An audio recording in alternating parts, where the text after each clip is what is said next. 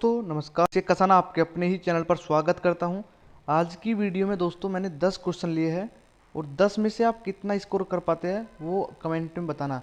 अगर आप 10 में से 8 का स्कोर कर पाते हैं तो ये मान कर चलिए कि आपकी सीडीपी बहुत ज़्यादा अच्छी अब हो चुकी है ना। तो अगर आपके 8 नंबर है, 8 प्लस नंबर है तो बहुत ही अच्छा है। अगर 10 में से 8 भी है तो बहुत अच्छा है। अगर सीडीपी आपकी 30 नंबर की पूछी जाती है, वैसे 30 सीडीपी 90 नंबर की, लेकिन सीडीपी का एक अलग पोर्शन 30 में से आप मान कर चलिए कि आपके 27 प्लस मार्क्स आएंगे दोस्तों, अगर आज की वीडियो में आपने 10 में से 8 नंबर लेकर आ गए। ठीक है, चलते हैं प्रश्न पर। जीन पियाजे के संज्ञानात्मक विकास के सिद्धांत में पूर्व संक्रियात्मक अवस्था में विकास का मुख्य गुण क्या होता है। दोस्तों आपको पता है कि जीन पियाजे ने थ्योरी दी आपकी संज्ञानात्मक विकास से संबंधित, उसमें 4 स्टेज बताई है आपकी संज्ञानात्मक विकास की। 4 कौन कौन सी है दोस्तों? आपकी infancy, pre operational, concrete, formal, 4 stage है। और 4 स्टेज में इनके अपने अपने गुण है कि कौन सी स्टेज में बच्चा कौन कौन सी एक्टिविटी करना सीख जाता है। तो जो आपकी प्री ऑपरेशनल है, कौन सी दोस्तों? जो आपकी प्री ऑपरेशनल है, इसमें आपका कौन सा गुण है? विचार सोच में केंद्रीकरण दोस्तों, यही इसका आंसर है। परिकल्पित निगमनात्मक सोच नहीं है दोस्तों। संरक्षण पदार्थों का क्रमबद्ध, ये भी नहीं है। अमूर्त सोच का विकास, ये भी नहीं है। फर्स्ट ऑप्शन इसका बिल्कुल करेक्ट। चलते दोस्तों नेक्स्ट प्रश्न पर। नेक्स्ट प्रश्न क्या कहता है हमारा? एक समावेशी कक्षा में पर जोर होना चाहिए दोस्तों। एक हमारी इंक्लूसिव क्लास है। इंक्लूसिव क्लास का मतलब है जहाँ एक स्पेशल बच्चा भी है और एक नॉर्मल बच्चा भी है, दोनों एक साथ पढ़ाई कर रहे हैं। एक अलग, मतलब बिना किसी भेदभाव के, चाहे वो रंग के रूप में हो या जाति के रूप में हो, बिना किसी ऊंच नीच के, जब हम एक ही कक्षा में किसी सभी बच्चों को शिक्षा दे तो वो की ऐसी शिक्षा कहलाती है दोस्तों हमारी समावेशी शिक्षा। और उस कक्षा को कहते हैं हम समावेशी कक्षा। समझ में आया दोस्तों? तो उसमें किस चीज़ पर जोर देना चाहिए ये हमसे पूछा है। क्या पूछा दोस्तों? वो हमसे पूछा है अविभेदी समरूपी निर्देशों, समान रूप के निर्देश। दोस्तों सामाजिक पहचान के आधार पर छात्रों का अलगाव अलगाव हमें नहीं करना है बिल्कुल भी। हर बच्चे के सामर्थ्य को अधिकतम करने के लिए अवसर प्रदान करने। दोस्तों जो अवसर प्रदान करना है, ये इसका क्या है? बेस्ट ऑप्शन है। चलते दोस्तों नेक्स्ट पर्सन पर। नेक्स्ट पर्सन हमारा क्या कहता है? समस्या समाधान क्षमताओं को किस प्रकार सुसाध्य किया जा सकता है। दोस्तों जो प्रॉब्लम सॉल्विंग है,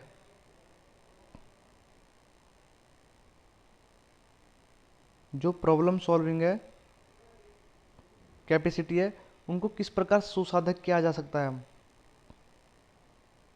दोस्तों समस्याओं के हल हेतु अटल प्रक्रिया के इस्तेमाल को बढ़ावा देकर, समरूपों के इस्तेमाल को बढ़ावा देकर, विद्यार्थियों में डर की भावना पैदा कर, लगातार अभ्यास और कार्यान्वयन पर जोर देकर। बताओ दोस्तों, समरूपों के इस्तेमाल को बढ़ावा देकर कैसे दोस्तों? समरूपों के इस्तेमाल को बढ़ावा देकर हमें करना चाहिए प्रॉब्लम सॉल्विंग को। चलते दोस्तों नेक्स्ट प्रश्न पर। अधिगम की अभिप्रेरणा को किस प्रकार कायम रखा जा सकता है।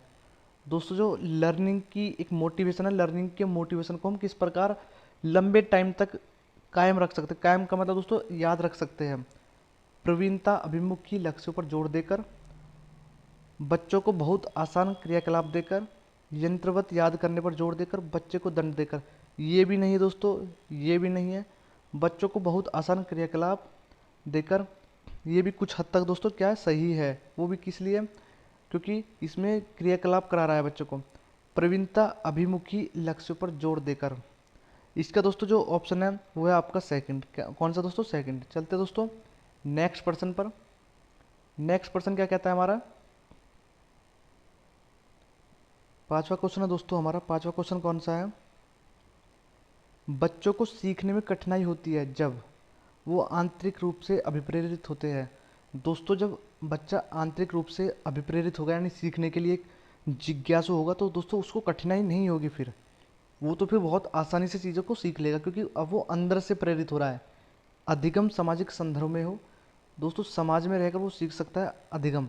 लेकिन यहाँ कठिनाई की बात है, विषय वस्तु को बहुरूपों में प्रस्तुत किया गया हो, बहुरूपों में प्रस्तुत किया गया हो विषय को, तो इससे भी दोस्तों कुछ फर्क नहीं पड़ता। सूचना अलग अलग टुकड़ों में प्रस्तुत की जाए, दोस्तों इसमें क्या बच्चा सीखने में कठिनाई होगी, ऑप्शन फोर्थ।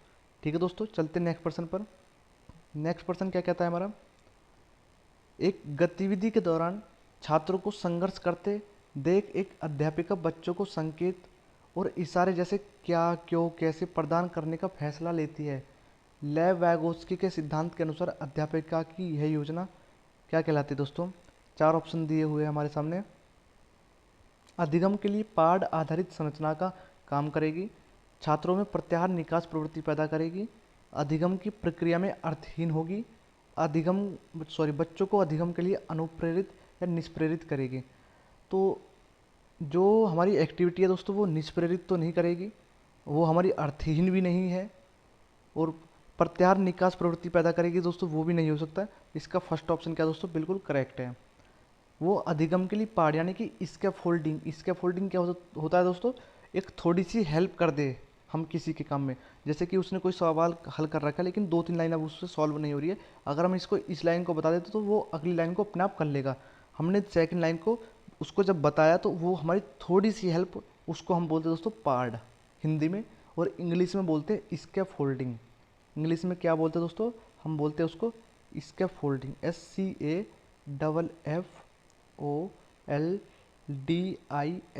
स्कैफोल्डिंग। ठीक है दोस्तों, समझ में आया। चलते हैं नेक्स्ट पर्सन पर। नेक्स्ट पर्सन क्या कहता है हमारा, निम्नलिखित में से कौन सा शिक्षक की भूमिका का सबसे अच्छा वर्णन करता है। दोस्तों आप एक शिक्षक हैं और जो शिक्षक बनने वाले हैं इस एग्ज़ाम के बाद, फिर मेन एग्ज़ाम है आपका वैकेंसी के लिए जो निकलता है, उसके बाद फिर आप एक शिक्षक बन जाते हैं। इसी के हिसाब से आपको इसका आंसर देना है। आराम के लिए जगह बनाना जहां बच्चे संवाद और पूछताछ के माध्यम से सीखते हैं। ठीक है दोस्तों, सेकंड ऑप्शन क्या है, कक्षा में शिक्षक की सबसे महत्वपूर्ण भूमिका अनुशासन को बनाए रखना। दोस्तों शिक्षक की महत्वपूर्ण भूमिका नहीं है ये कि एक अनुशासन को बनाए रखना है हमें। ठीक है दोस्तों, चलते हैं नेक्स्ट ऑप्शन पर। एक शिक्षक को निर्धारित पाठ्य पुस्तक का पालन करना चाहिए। दोस्तों अगर शिक्षक एक निर्धारित पाठ्य पुस्तक का पालन करेगा तो बच्चा दोस्तों एक सीमित ज्ञान ही सीख पाएगा, जबकि हमें क्या करना है, एक क्रिएटिव के माध्यम से बच्चों को अनेक चीज़ों के माध्यम से हमें सिखाना है, चाहे वो पाठ्य पुस्तक में चीज़ दी हुई हो या नहीं। ठीक है दोस्तों, चलते नेक्स्ट ऑप्शन पर। पाठ्यक्रम को समय पर पूरा करने के साथ साथ दोहराने के लिए पर्याप्त समय देना महत्वपूर्ण है। दोस्तों हमें रिपीटेशन नहीं करनी है।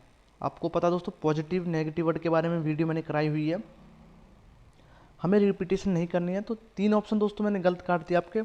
ऑप्शन कौन सा बचा दोस्तों, अब आपका नंबर फर्स्ट, आराम के लिए जगह बनना जहां बच्चे संवाद कर सके, पूछताछ के माध्यम से सीख सकते। ठीक है दोस्तों, चलते नेक्स्ट पर्सन पर। कक्षा में बच्चों को प्रेरित समझा जा सकता है यदि वे शिक्षक से स्पष्टीकरण प्राप्त करने के लिए प्रश्न पूछते हैं, वे अच्छी तरह से वर्दी पहने स्कूल में आते हैं, वे कक्षा में अनुशासन बनाए रखते हैं, वे सभी उपस्थिति में नियमित हैं। अब बच्चे को प्रेरित समझा जा सकता है, बच्चे को प्रेरित हम कब समझ सकते हैं, वे शिक्षक से स्पष्टीकरण प्राप्त करने के लिए प्रश्न पूछते हैं। ठीक है दोस्तों, इसका फर्स्ट ऑप्शन क्या, बिल्कुल करेक्ट। चलते हैं दोस्तों नेक्स्ट। निम्नलिखित में से कौन सी पूर्व संक्रियात्मक विचार की एक सीमा नहीं है। कौन सी नहीं दोस्तों, अनुत्क्रमणीयता, ध्यान देने की करने की प्रवृत्ति, प्रतीकात्मक विचार का विकास, अहम केंद्रित। दोस्तों जो आपका थर्ड ऑप्शन है वो क्या है, इसका बिल्कुल करेक्ट है। चलते दोस्तों नेक्स्ट पर्सन पर। कोहलबर्ग के सिद्धांत के योगदान के रूप में निम्नलिखित में से किसे माना जा सकता है। उनका विश्वास है कि बच्चे नैतिक दार्शनिक हैं। उनके सिद्धांत ने संज्ञानात्मक परिपक्वता और नैतिक परिपक्वता के बीच एक सहयोग का समर्थन किया है। ठीक है दोस्तों, चलते हैं नेक्स्ट ऑप्शन पर। इस सिद्धांत में विस्तृत परीक्षण प्रक्रियाएं हैं या नैतिक तर्क और कार्रवाई के बीच एक स्पष्ट संबंध स्थापित करता है। इसका दोस्तों जो सेकंड ऑप्शन है वो क्या, बिल्कुल करेक्ट है। बिल्कुल करेक्ट कैसे है दोस्तों, क्योंकि संज्ञानात्मक परिपक्वता और नैतिक परिपक्वता के बीच एक सहयोग का समर्थन किया है। ठीक है दोस्तों आज की वीडियो में हमने 10 क्वेश्चन करे और 10 में से आपने कितना स्कोर करा दोस्तों कमेंट्स में ज़रूर बताना, और जिसका दोस्तों जितना ज़्यादा स्कोर रहेगा, ठीक है दोस्तों, उसको दोस्तों कमेंट्स के माध्यम से एक अच्छा मतलब मैं उसके कमेंट्स का रिप्लाई करूँगा। ठीक है दोस्तों, मिलते दोस्तों नेक्स्ट वीडियो में नेक्स्ट प्रैक्टिस सेट के साथ में। तब तक बने रहिए हमारे चैनल पर। धन्यवाद।